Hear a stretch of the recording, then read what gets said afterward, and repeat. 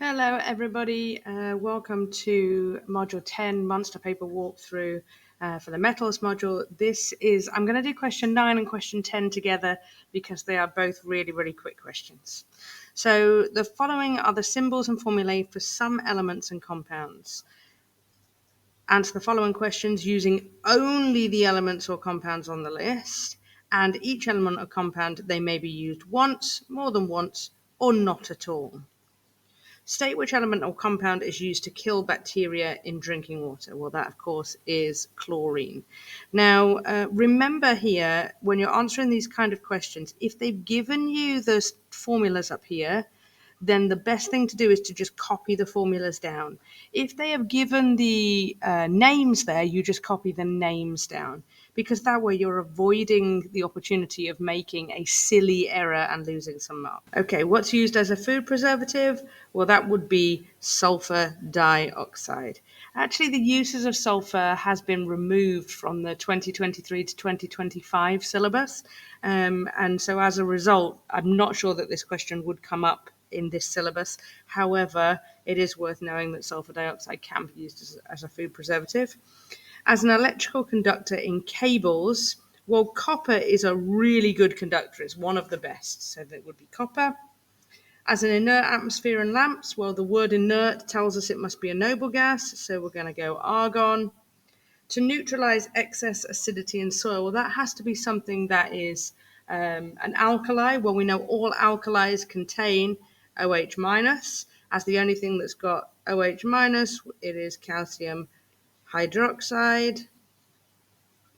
And as a catalyst in the contact process, well, we know that the catalyst in the contact process is vanadium oxide, so V2O5. Let's go straight on to question 10. Aluminium is extracted from aluminium oxide by electrolysis. Why is aluminium not extracted by heating aluminium with carbon? Well, that is because aluminium is more reactive than carbon, and therefore the carbon just wouldn't be able to woo the aluminium away from the aluminium oxide. Aluminium oxide is an ionic compound with a high melting point. Complete the dot and cross diagram to show the electron arrangement in one of the oxide ions present and include the charge on the oxide ion. So it's given you one of the aluminium ions and it's given you one of the oxide ions. Well, we know that aluminium is 3 plus. It tells us, but it's also in group 3 if it hadn't have told us. And we know that oxygen is in group 6, so it needs an extra 2 electrons to get a full outer shell and achieve an octet. So it must be a 2 minus charge. So we've done our charges. And then what we need to do is show the electron arrangement. So if we consult our periodic table, then we can see that oxygen is in period 2. Now remember that nonmetals will always gain electrons to achieve the electronic structure of the noble gas that is in the same period as itself. So in this case, oxygen wants a neon noble gas structure. So neon is in period 2, so it has a full 2 outer shells.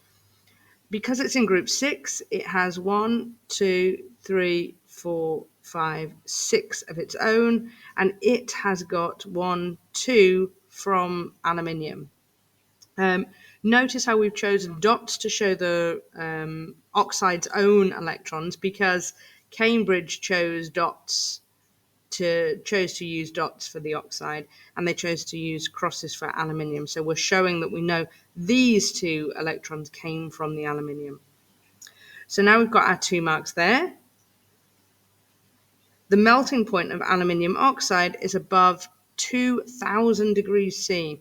Explain why aluminium oxide has a high melting point.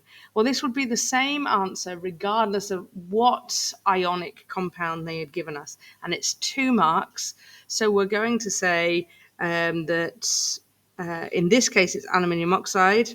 So aluminium oxide is held together by strong electrostatic attraction between Al3 plus ions and O2 minus ions. It takes a lot of energy to overcome this attraction. So we're getting 1 mark for saying there is a strong electrostatic attraction, and we're getting the second mark for saying it takes a lot of energy to overcome the attraction.